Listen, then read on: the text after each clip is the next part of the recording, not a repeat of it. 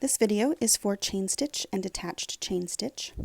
You make these by forming a loop as you make the stitch and then continuing it with the next stitch, so it looks like a little series of chains that are linked together.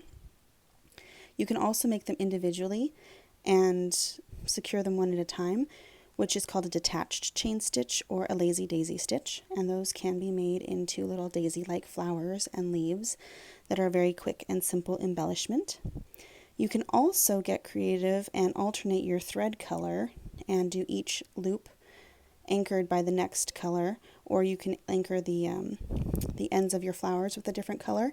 It's a little bit fiddly to do that, but it's a fun variation on this very simple stitch. Right, to create a chain stitch, you're going to bring your thread up, you're going to loop it around and go back down in almost exactly the same spot. And before you pull that loop closed, you're going to take your next stitch up inside the loop, and then when you pull it closed, that's going to hold that loop open. So you'll continue taking another stitch down right where you came up.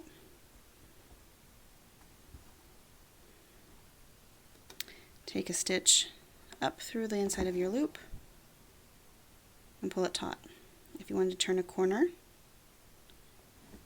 you still go back down in that same spot and change your angle as you go around a curve or a corner. And then to finish off, you'll just take a single stitch at the tip and anchor it off.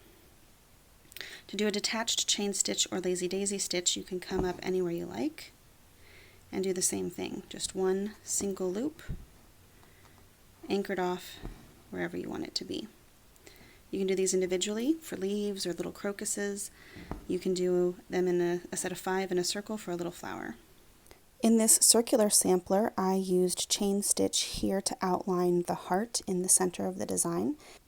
You can also see some lazy daisy stitches in these blue flowers and some individual ones as these little crocus tulip sort of shapes down in the grass.